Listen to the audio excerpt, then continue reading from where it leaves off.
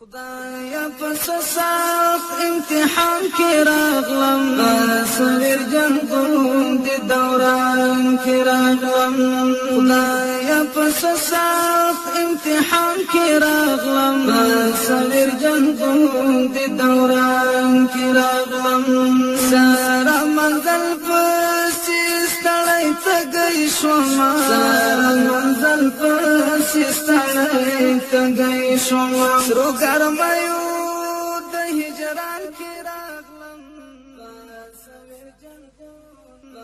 بسم الله الرحمن الرحيم الحمد لله رب العالمين حمد الشاكرين الصلاة والسلام على سيد الأنبياء والمرسلين سيدنا ونبينا وشفيعنا ومولانا محمد وعلى آله وأصحابه الطيبين الطاهرين. قدرمنو اوریدونکو د ژوند د لارې د خپرونې مینوالو السلام علیکم ورحمت الله وبرکاته. ستاسو روغتیا او خوشحالي د پاک رب نه غواړم په دې هیله چې د صحت او عافیت جامې پر تن ولرئ او خوشحالي مو په برخه وي. دا دی زه محمد یاسین فهیم د ژوند د لارې د خپرونې په وړاندې کولو کې ستاسو په خدمت کې یم. زموږ د نن ورځې د خپرونې موضوع بیا هم جنت وپیژنئ. درنو اوریدونکو، الله رب العزت په خپل کلام کې په سورت نساء کې 50 آیت کې د جنتي ونو په اړه فرمایي والذین آمنوا وعملوا الصالحات سندخلهم جنات تجري من تحتها الأنهار خالدين فيها أبدا لهم فيها أزواج مطهرة وندخلهم ظلا ظليلا. هغو کسان چې ایمان راوړی او د ایمان ترڅنګ یې ښایسته عملونه کړي، الله فرمایي ډیر ژر به یې موږ هماغو جنتونو ته وردننه کړو چې تر اونو او ماڼیو لاندې ویالې بهیږي. تجری من تحتها الانهار، او دوی به په دغو جنتونو کې ابدي ژوند ولري. سربیره پر دې د دوی لپاره به په دغو جنتونو کې سپېڅلې میرمنې وي او ګڼو سورو ته به یې وردننه کړو. تاسو په دقت سره د الله رب العزت دې کلام ته متوجه شئ چې الله فرمایي وندخلهم ظلا ظلیلا. الله فرمایي ګڼو سورو ته به یې وردننه کړو او دا ګڼ سوري به د څه وي؟ د جنتي اونو به وي. الله رب العزت دې زموږ او ستاسو نصیب وګرځوي. همدارنګه الله جل وعلا شانه په صورت واقعه کې 20 آیت نه تر 34 آیت پورې فرمایي واصحاب الیمین ما اصحاب الیمین فی صدر مخدود وطلح مندود وظل ممدود وماء مسکوب وفاکهة کثیرة لا مقطوعة ولا ممنوعة وفرش مرفوعة. الله رب العزت فرمایي چې د ښي لاس خاوندان د ښي لاس د خاوندانو د نیکمرغي به څه وایي؟ هغوی به په بې ازغیو بیرو کې وي. د دنیا بیرې چې دي اغزي لري، اما په جنت کې چې کومه د بیرو ونې دي هغوی به اغزي نه لري. لاندې باندې یوه پر بله سپره کیلو کې به وي او تر لرې پورې خورو شوو سورو کې به وي او په هر وخت بهیدونکو اوبو کې به وي او په هیڅ کله پای ته نه رسیدونکو او بې سپما بې منع شوو پریمانه میوو کې به وي او په لوړو فرشونو کې به وي. الله رب العزت په خپل کلام کې په دې آیتونو کې د جنتیانو موقعیت موږ ته بیان کړی دی او د دې نه د جنتي د اونو صفات الله رب العزت چې کړی موږ ته هم معلومیږي. الله دې د ټولو مسلمانانو نصیب وګرځوي. همدارنګه ابوبکر بن ابي دنیا په خپل سند سره د حضرت ابو هریره رضی الله تعالی عنه څخه روایت نقل کړی. هغه فرمایي ان رسول الله صلی الله علیه وسلم قال ما فی الجنة شجرة الا ساقها من ذهب.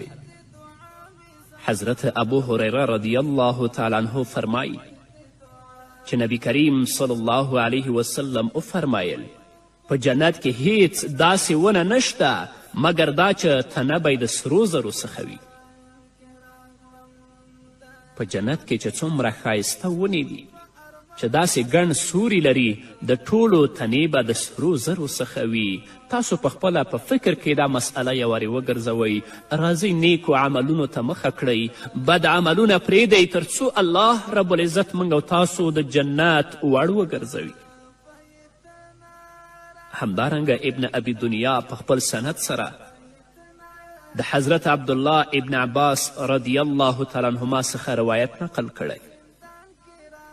حضرت عبدالله ابن عباس رضی الله تعالی عنهما فرمایی چې نبی کریم صلی الله علیه وسلم وفرمایل د جنتی خرماو تنې د شنو زرو زمردو څخه دي، د څانګو بیخونه یې د سرو زرو څخه دي، او څانګې به د جنتیانو لپاره پوښاک وي چې لنډې لنډې جامې به ورڅخه جوړولی شي، او میوې به د پایو او سلواغو په څیر وي، د شیدو څخه سپینې او له شاتو څخه به خوږې او د کوچو څخه به پستې وي، له زړو دانو او ګټکیو څخه به هغه پاکې وي. همدارنګه بخاري او مسلم د حضرت سهل بن سعد ساعدي رضی الله تعالی عنه په روایت سره یو حدیث نقل کړی. هغه فرمای عن النبي صلى الله عليه وسلم قال إن في الجنة شجرة يسير الراكب الجواد المزمر السريع 100 عام ما يقطعها. هغه فرمایي چې نبی کریم صلی الله علیه وسلم وفرمایل په جنت کې یوه ونه ده چې ډیر تکړه او پیاوړی سپور که په سوري کې 100 کاله مزل وکړي نو نشي کولی چې د سوري څخه یې ووځي. نو دا به څه رقم ونه نو د الله رب العزت د کلام نه او د محمد رسول الله صلی الله علیه وسلم د ویناو نه موږ ته د جنتي ونو صفت معلوم شه. نو الله رب العزت دې موږ ته په دنیا کې د نیکو اعمالو توفیق راکړي، د هغو اعمالو چې په هغه باندې زموږ رب او محمد رسول الله صلی الله علیه وسلم خوشحالیږي، تر څو الله رب العزت موږ او تاسو جنت ته داخل کړي او هغه نعمتونه چې الله رب العزت په جنت کې پیدا کړي د هغو نه موږ او تاسو برخمن وګرځوي.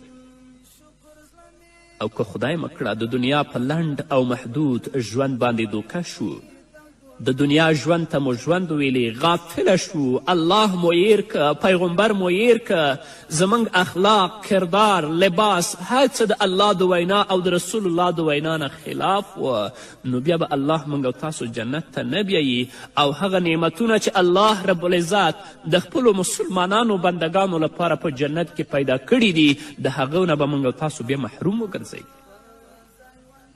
همدارنګه درنو اوریدونکو، امام احمد رحمه الله په خپل سند سره د حضرت ابو هریره رضی الله تعالی عنه روایت نقل کړی چې نبی کریم صلی الله علیه وسلم د خلد ونه موږ ته معرفي کوي.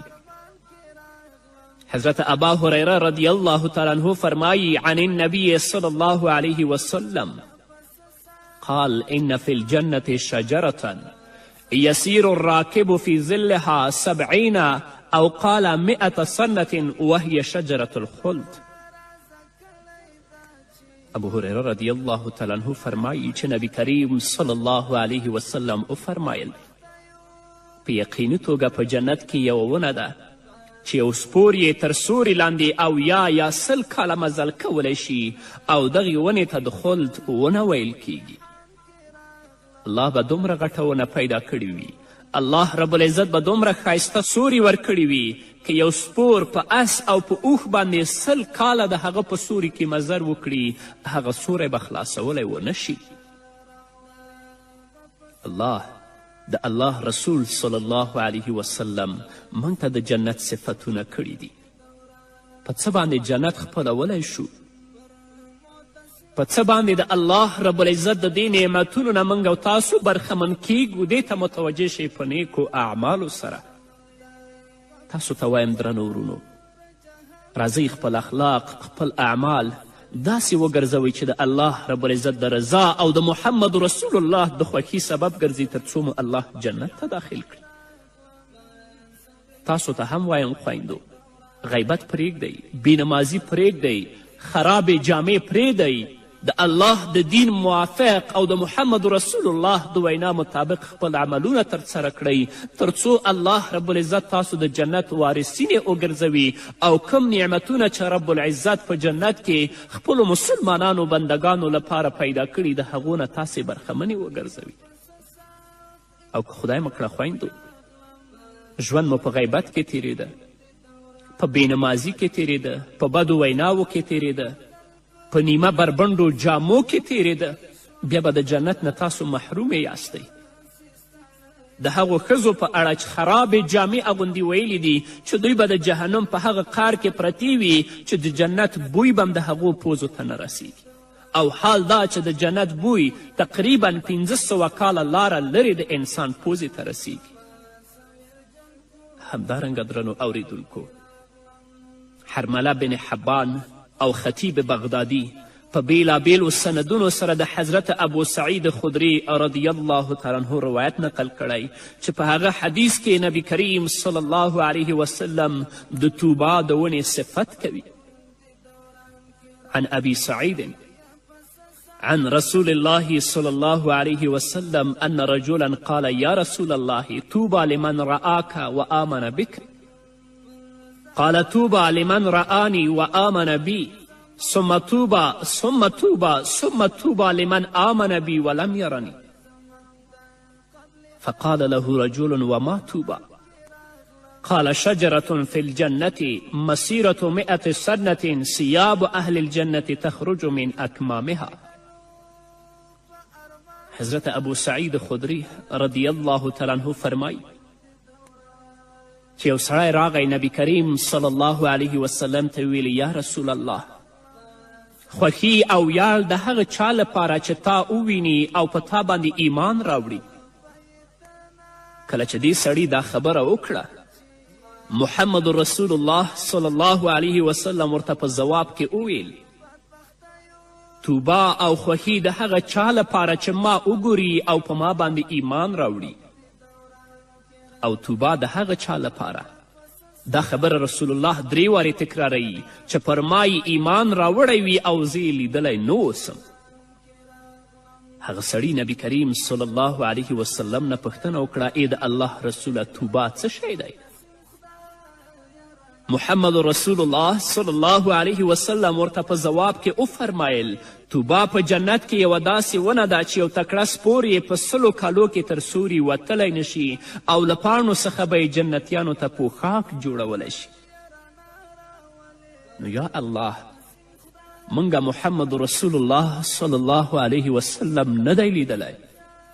یا الله په هغه مو ایمان راوړی دی او کم ایمان مو چې په محمد رسول الله راوړی دی دا ځان لپاره ویاړ او افتخار ګڼو. نو یا الله موږ ته هم د توبه اونه نصیب کړه، موږ جنت ته داخل کړه.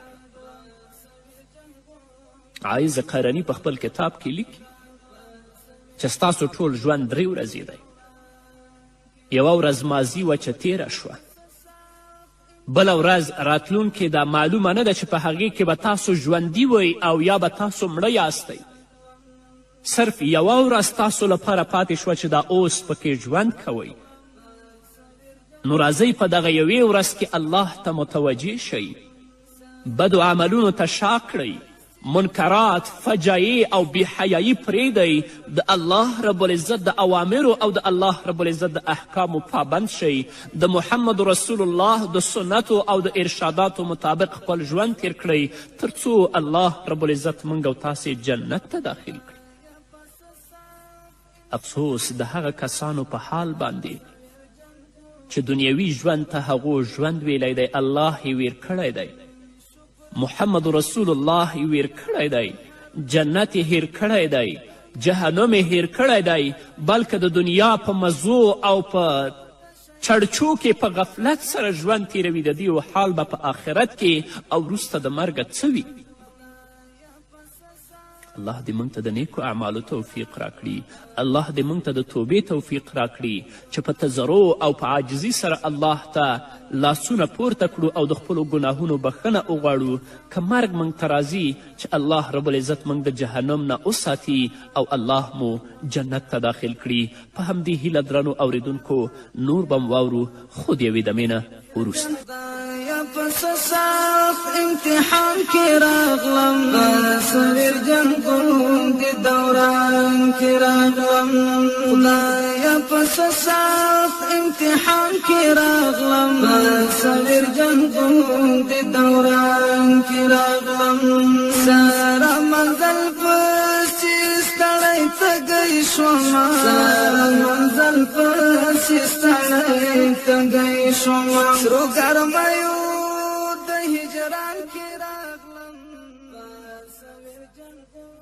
درنو اوریدونکو بیا هم زموږ سلامونه ومنئ. الله رب العزت په سورت نجم کې 14 آیت نه تر 18 آیته پورې د سدرة المنتهی په هکله باندې فرمایي ولقد رآه نزلة أخرى عند سدرة المنتهى عندها جنة المأوى إذ يغشى السدرة ما يغشى ما زاغ البصر وما طغى لقد رأى من آیات ربه الکبرى. الله فرمایي په باوري ډول یو ځل بیا هغه ولید له سدرة المنتهی سره چې پخوا کې جنت المأوا دی. په هغه وخت کې پر سدره باندې غوړېدل هغه څه چې غوړېدل نظر نه تت شو او نه له حده تیر شو او هغه د خپل رب لویې لویې نښانې ولیدې. همدارنګه بخاري او مسلم د حضرت انس بن مالک رضی الله تعالی عنه په روایت سره یو حدیث نقل کړی.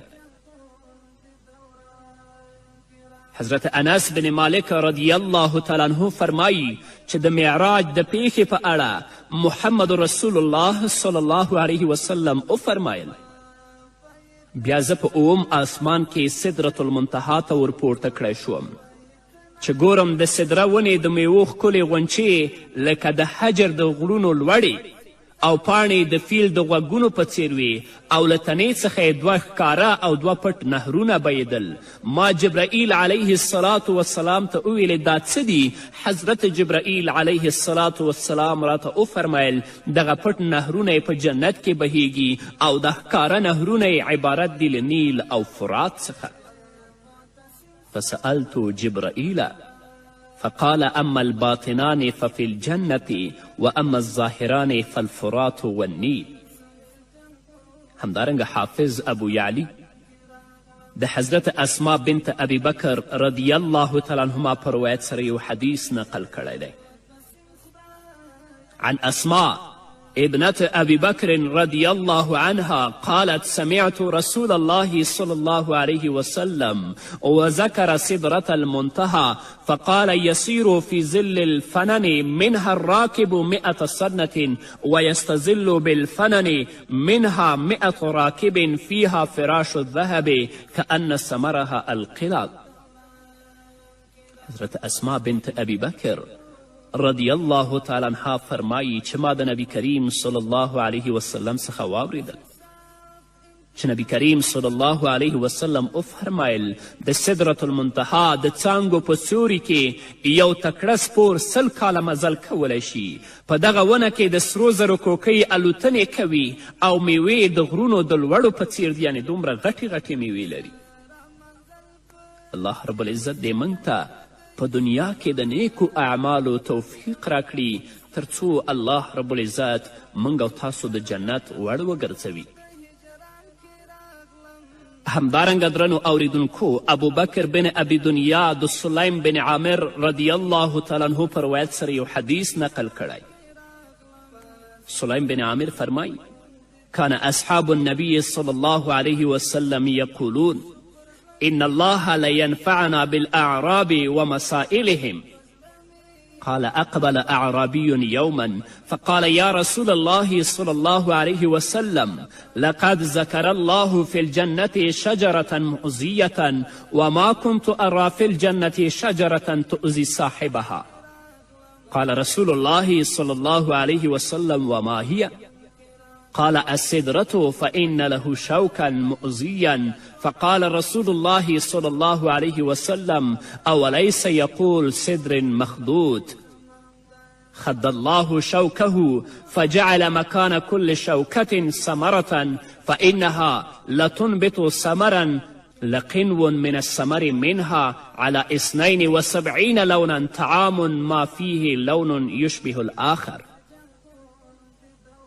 سلیم بن عامر فرمای چې د محمد رسول الله صلی الله علیه وسلم یارانو به ویل چې الله رب العزت موږ ته د بانډچیانو او د هغوی د مسائلو له کبله ګټه ورسوله.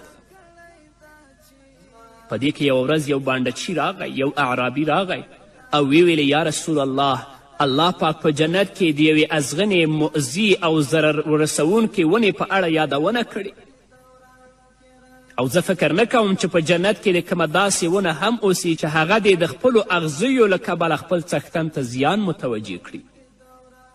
رسول الله صلی الله علیه وسلم ورڅخه پوښتنه وکړه چې هغه کومه ونه ده؟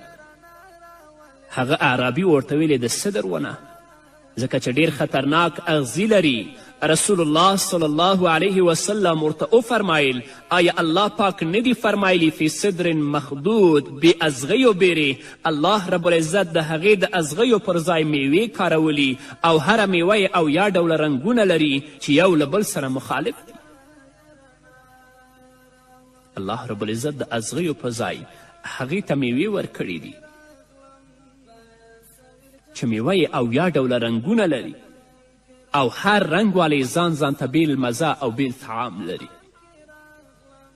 همدارنګه امام ترمذي د عبدالله ابن مسعود رضی الله تعالی عنه په روایت سره یو حدیث ذکر کړی. حضرت عبدالله ابن مسعود فرمایی قال رسول الله صلی الله علیه وسلم لقیت ابراهیم لیلة اسری بی فقال یا محمد أقرئ أمتك مني السلام وأخبرهم أن الجنة طيبة التربة عذبة الماء وأنها قيعان وأن غراسها سبحان الله والحمد لله ولا إله إلا الله والله أكبر يغرس لك بكل واحدة شجرة في الجنة. حضرت عبدالله ابن مسعود رضی الله تعالی عنه فرمایی چې نبی کریم صلی الله علیه وسلم وفرمایل د معراج په شپه ما له ابراهیم علیه السلام سره لیدنه کتنه وکړه، نو داسې راته ویل چې ای محمده زما لخوا خپل امت ته سلام ووایه او خبر ورکړه چې د جنت ګرسره خاوره سپیڅلې او خوشبوداره ده او ځمکه یې هواره او پراخه ده. د جنت د ځمکې نیالګي عبارت دي د سبحان الله، الحمدلله، الله اکبر او لا اله الا الله څخه. که څوک دغه توري په دنیا کې ولولي نو په بدل کې به الله رب العزت ورته په جنت کې ونې نهال کړي. همدارنګه ترمذي د حضرت جابر بن عبدالله رضی الله تعالی عنهما روایت سره یو حدیث نقل کړی. حضرت جابر فرمایی عن النبي صلی الله علیه وسلم قال من قال سبحان الله العظیم وبحمده غرست له نخلة في الجنة. حضرت جابر رضی الله تعالی عنه فرمایی چې نبی کریم صلی الله علیه وسلم وفرمایل که څوک سبحان الله العظیم و بحمده ووایي په بدل کې به ورته په جنت کې یوه ونه نهال کړی شي. سبحان الله و بحمده سبحان الله العظیم.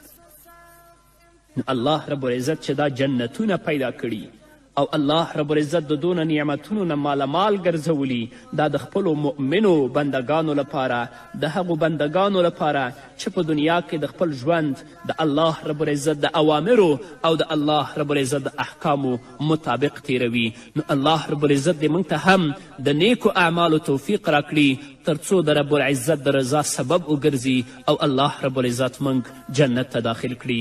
په همدې هیله درنو اوریدونکو دا وه زموږ د نن ورځې خپرونه چې ستاسو درانه حضور ته وړاندې شوه. تر بلې خپرونې پورې چې زه بیا هم ستاسو درانه حضور ته راځم، تاسو ټول په لوی الله سپارم. پاتې ژوند مو نیکمرغه، ښاد، بریالي او کامیابه اوسه. یا پس سخت امتحان کې راغلم، څلور جنګونو د دوران کې راغلم. خدایه پس سخت امتحان کی راغلم سویر جنگون دی دوران کی راغلم سارا منزل پسی ستړی تږی شوما سارا منزل پسی ستړی تږی شوما سرو ګرمیو د هجران کی راغلم سویر جنگون دی دوران کی راغلم خدایا پس سخت امتحان کی راغلم سویر جنگون دی دوران کی راغلم شکر زلمی د ګناه مهر شکر زلمی د ګناه مهر ګر پلمو د شیطان کی راغلم سویر جنگون دی دوران کی راغلم یا پس سخت امتحان کی راغلم سویر جنگون دی دوران کی راغلم زای ولالی دی دعا بی زمان زای ولالی دی دعا بی زمان دا قبل دلو پا ارمان کی راغلم سویر جنگون دی دوران کی راغلم دا قبل دلو پا ارمان کی راغلم سویر جنگون دی دوران کی راغلم یا پس سخت امتحان کی راغلم سویر جنگون دی دوران کی راغلم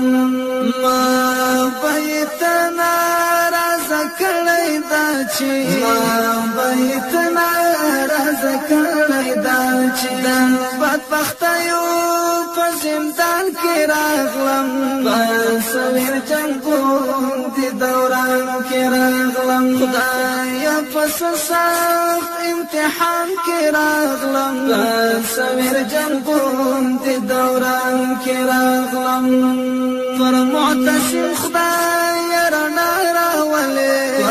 معتصم خدای رڼا راولې واپس